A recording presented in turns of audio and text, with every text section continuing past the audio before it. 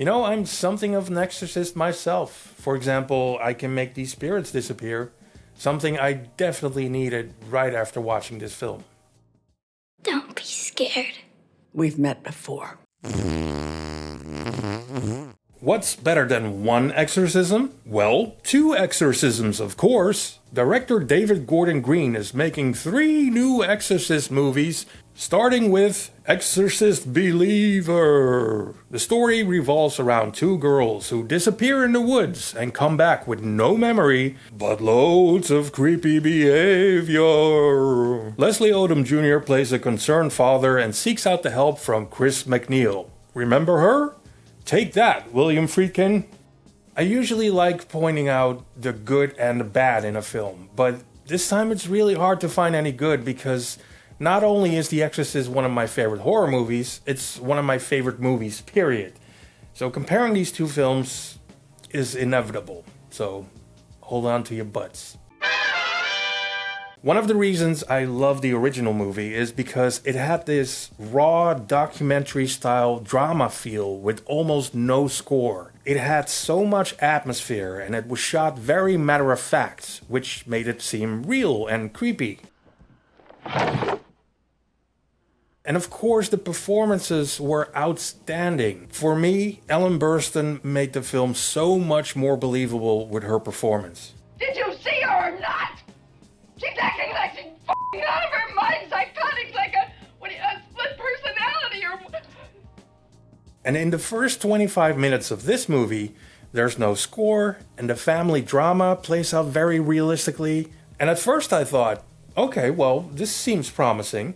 But as soon as the girls wander into the woods, all of that subtlety is out the window.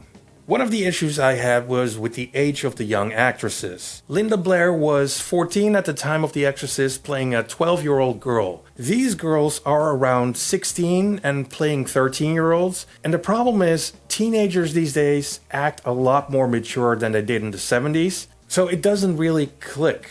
Linda Blair really felt like an innocent child, and that's what made it so shocking to hear all these horrible things coming out of her mouth. Stick your up her ass, you mother worthless Be silent! But with Zoomers, it just doesn't work. It doesn't have the same impact as it did 50 years ago. And I really think it would have been a lot better using younger actors. The directing of the girls is also a big issue, because at a certain point in the movie, they're full-on demonic. And it's very exaggerated. And it just comes across as a parody, like it's straight out of the movie Repossessed. One more word out of you little sacks of shit, and there'll be no more TV for you tonight! And by the way, them acting over the top is not the fault of any of the actors. It's the director's fault for not reeling him in and telling him to take it down a notch. But besides the directing, this movie also suffers from way too many characters. And it's too bad, because at first the relationship between Leslie Odom Jr. and his daughter is very believable, because the movie takes the time to tell their story. But the other girl is sort of glossed over. We never get to know her relationship with her parents. We only know that they're really religious and that she has 2 siblings. And that's pretty much the extent of her character development. So anything happening with her, you don't really care about, which causes major problems in the 3rd act. This movie would have been 12% better if it were just one possessed girl. Then you had the time to really flesh out these characters, because there's a lot of them. First, there are the 2 girls. Then there's Leslie Odom Jr., the mother and father of Catherine. There's a female neighbor, played by Ann Dowd. A neighbor called Stuart, I think. Then there's the pastor of the local church.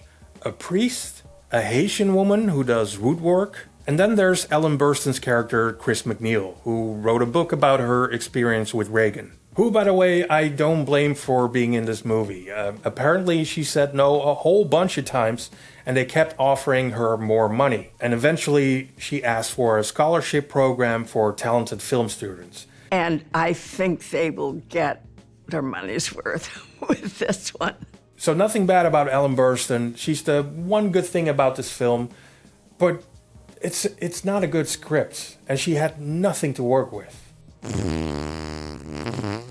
So all of these people I mentioned are in one way or another involved with the exorcism. The entire third act is them standing in a circle while the demon is hurling insults at them. But the most poorly written character of them all was the neighbor played by Ann Dowd. She is also a very talented actress, but the platitudes and speeches the script makes her say are comical. Also, I don't like it when a movie assumes I need everything explained to me, and there are moments in this movie where the characters are telling you what's happening on screen, even though you can clearly see that for yourself. I recently saw the movie No One Will Save You, and everything in that film is show, don't tell. I wish more filmmakers would take note of that sort of storytelling and be more like TV shows like Severance. But this film is like Jaws the Revenge.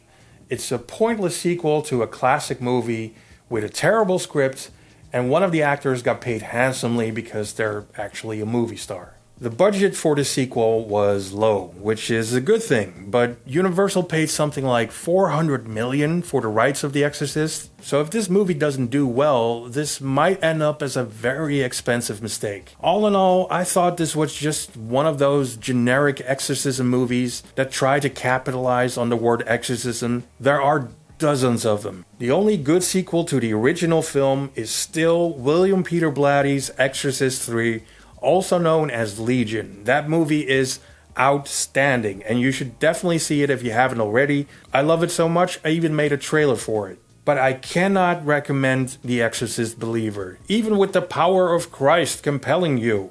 Trust me, it's not that compelling. You get to choose.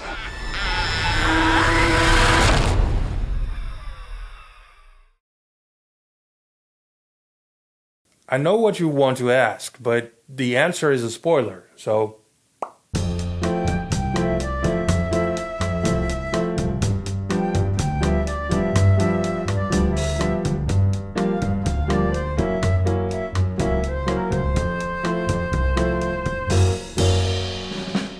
And the answer is yes. Linda Blair is in this film. She shows up for about 10 seconds at the very end.